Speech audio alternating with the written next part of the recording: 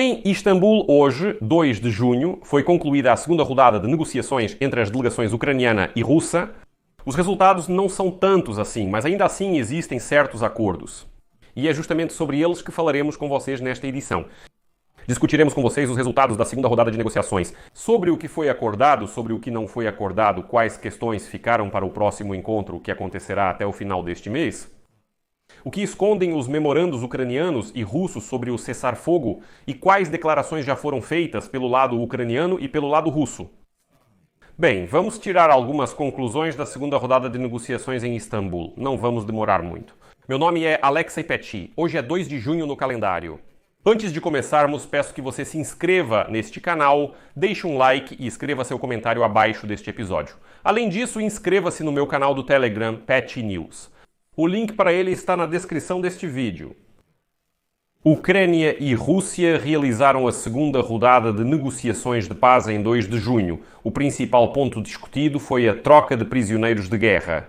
Sobre isso, ao final das negociações, declarou o ministro da Defesa da Ucrânia e chefe da delegação ucraniana, Rustem Umerov. Segundo ele, as partes discutiram um possível cessar-fogo, mas suas visões sobre isso são completamente diferentes. As delegações ucraniana e russa também abordaram a questão das trocas de prisioneiros. A Ucrânia insistiu na libertação de todos os prisioneiros de guerra e no retorno de todos os civis detidos. Ademais, os funcionários ucranianos exigiram a soltura imediata dos estudantes.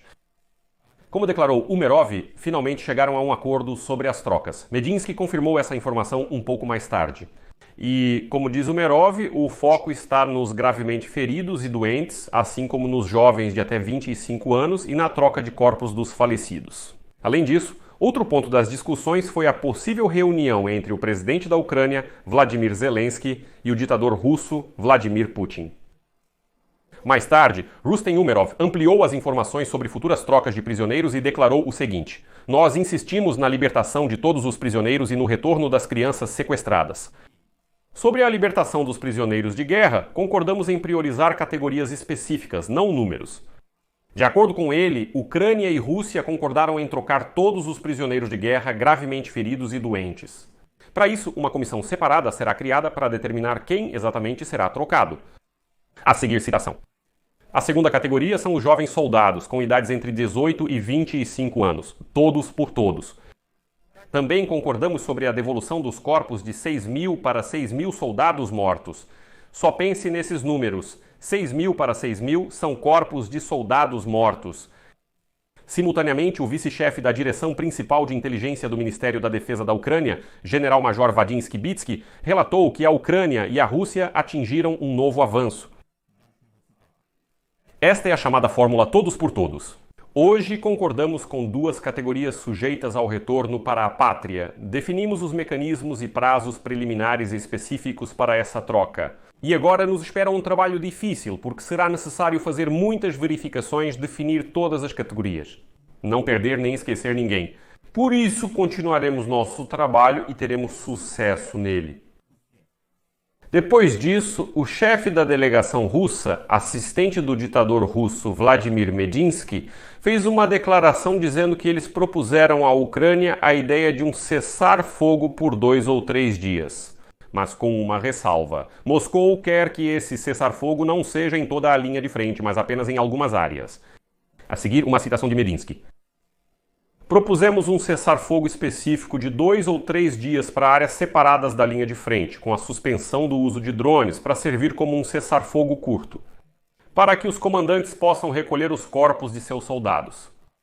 Segundo o funcionário russo, os militares ucranianos teriam prometido analisar essa questão.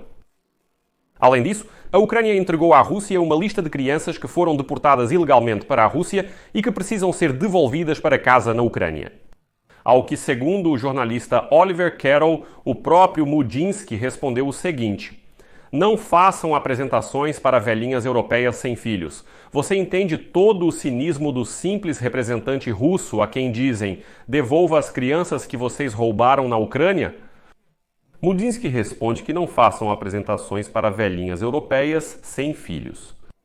Em princípio, é nesse ponto que os acordos mais ou menos concretos dessas negociações terminam, e então começa a etapa das negociações sobre futuras negociações. Porque hoje Rustam Umerov declarou que a Rússia ainda não respondeu ao memorando da Ucrânia sobre a cessação completa do fogo. E Moscou pediu a Kiev mais uma semana para analisar. Lembro que a Ucrânia apresentou seu memorando sobre a cessação do fogo aos russos, no mínimo, há uma semana. Os russos demoraram muito, não pretendiam entregar seu memorando e só hoje, por meio da parte turca, entregaram esse memorando à Ucrânia. O Kremlin supostamente não teve tempo de analisar o memorando ucraniano, mesmo não sendo tão extenso. Recomendo que se inscrevam no meu canal do Telegram Pet News. Hoje publiquei na íntegra o texto e o documento desse memorando que a Ucrânia entregou à Rússia. Vocês podem ler por conta própria. Está em ucraniano e em inglês. Umerov lembrou que a Ucrânia entregou à Rússia seu documento, que trata de uma possível cessação do fogo, já faz alguns dias, pelo menos. Mas nenhuma resposta de Moscou foi recebida. E aqui está o que disse o ministro da Defesa da Ucrânia, citação: somente durante a discussão de hoje eles responderam. Eles disseram que precisam de pelo menos mais uma semana para considerar qualquer resposta. Mais tarde, fica-se sabendo que a delegação da Federação Russa entrega à Ucrânia seu memorando sobre o fim da guerra, mas não diretamente, o documento foi entregue por meio de representantes turcos. Além disso, fontes relatam que desta vez, nas negociações, o chefe da delegação russa, Vladimir Medinsky, contou significativamente menos histórias fantásticas. Eles ficaram um pouco mais calmos, já não estão tão ousados, mas especialmente após o ministro da Defesa da Ucrânia declarar diretamente nas negociações que, se os russos estivessem prontos para um cessar-fogo naquela época, quando propusemos por 30 dias, seus aviões não teriam sido destruídos. Bem, é óbvio que já teria havido um cessar-fogo, mas assim eles mesmos são absolutamente culpados por isso. O que o memorando russo hoje entregue aos ucranianos esconde? E a publicação, citando suas fontes, escreve que durante as negociações em Istambul, a Rússia entregou à Ucrânia um memorando de paz, no qual estão expostas suas condições para o cessar-fogo e o acordo de paz. Então, nele, a posição da Federação Russa praticamente não mudou. Como informou a publicação um funcionário ucraniano, a posição da Rússia exposta no memorando de paz permanece inalterada e inclui a exigência de que a Ucrânia retire as tropas das regiões da Ucrânia às quais o país agressor faz reivindicações. Segundo autoridades ucranianas, os russos também propuseram devolver 10 crianças levadas da Ucrânia para a Rússia até o dia 10 de julho. Eles também notaram que isso representa apenas uma fração do total de crianças ucranianas sequestradas pela Rússia. Além disso, a delegação ucraniana agora está encurralando os russos. Eu vou explicar por quê. Vou lembrar agora aos russos imundos que mesmo assim entram e assistem meus programas que o seu ditador Putin gritava que Zelensky precisava cancelar seu decreto sobre a impossibilidade de negociações com os russos e com Vladimir Putin. Vladimir Putin certamente irá para as negociações. Essa fábula ele contou para vocês durante meses. Então, o lado ucraniano, já nas negociações anteriores, disse claramente que Zelensky está pronto para se encontrar com Putin, sentar-se com ele à mesa de negociações e negociar o fim da guerra. Zelensky estava em Istambul em 15 de maio, quando Putin afirmava que iria para as negociações. Ninguém foi. Putin simplesmente temeu fazer isso. Agora, a delegação ucraniana diz abertamente que essas negociações técnicas com Medinsky e Ezenin são necessárias para preparar o terreno para o encontro entre Zelensky e Putin. Ou seja, Putin saia finalmente do bunker e sente-se à mesa de negociações. Você é tão corajoso, um cara tão valente, que gritava que queria se encontrar com Zelensky, mas o próprio Zelensky se proibiu. Zelensky fala diretamente: eu estou pronto, venha, já chega de se esconder no seu bunker, careca, saia daí e vamos sentar à mesa de negociações. E hoje a delegação ucraniana em Istambul propôs passos concretos para organizar esse encontro entre Zelensky e Putin. Segundo o chefe do Ministério da Defesa da Ucrânia, todas as questões-chave entre Ucrânia e Rússia só podem ser resolvidas no nível dos líderes. O encontro pode contar com a presença do presidente dos Estados Unidos da América, Donald Trump.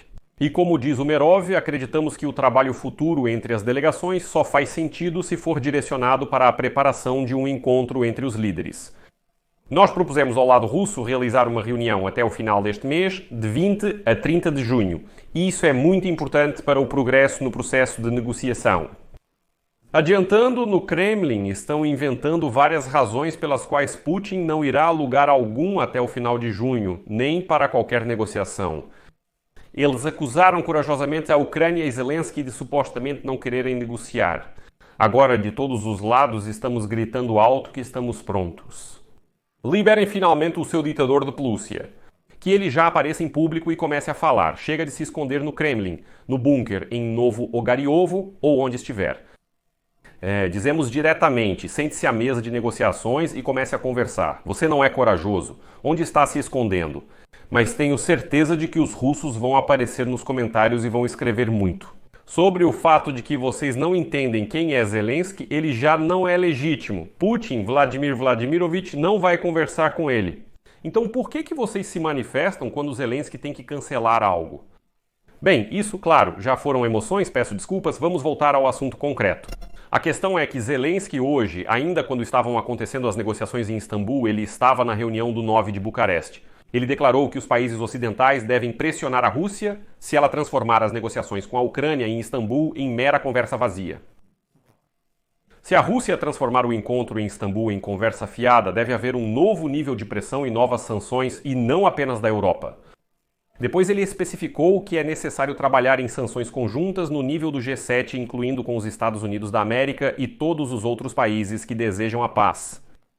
Os Estados Unidos da América ainda não têm pressa em impor novas sanções contra a Rússia, e o secretário de Estado, Marco Rubio, justificou que Moscou poderia se recusar a negociar caso isso ocorresse.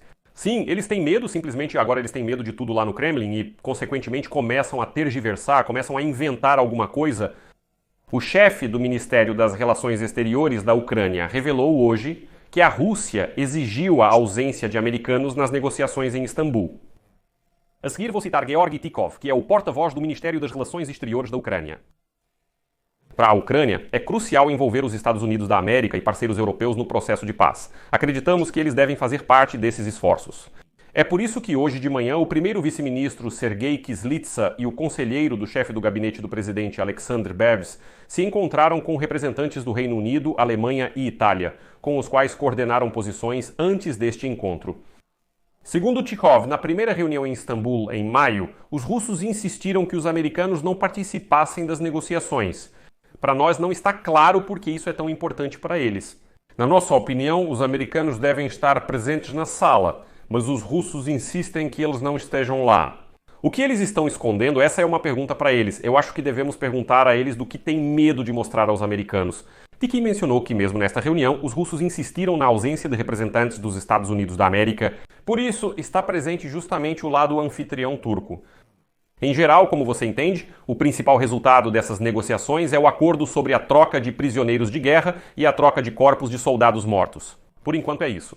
Agora aguardamos a próxima, a terceira rodada, que acontecerá, se acontecer, no final deste mês. E veremos, os russos provavelmente tentarão ganhar tempo novamente. Apesar do fato de que a Ucrânia e todo o mundo civilizado dizem liberem o seu Putin, que ele venha sentar-se à mesa de negociações, chega de se esconder atrás de vários Medinsky, chega de se esconder atrás deles, que ele apareça logo e sente-se à mesa. Caso contrário, ele já parece um bandido assustado, que só sabe latir como um cachorrinho atrás do portão para todo mundo, mas não é capaz de sair e conversar cara a cara. Deixo reticências aqui. Escreva a sua opinião e conclusões nos comentários abaixo. Já peço desculpas de imediato por este episódio ter saído tão carregado de emoções, porque assistir a esse circo já está além da minha paciência. Inscreva-se no canal, ative o sininho e não se esqueça de deixar o like se você quiser apoiar o trabalho deste canal.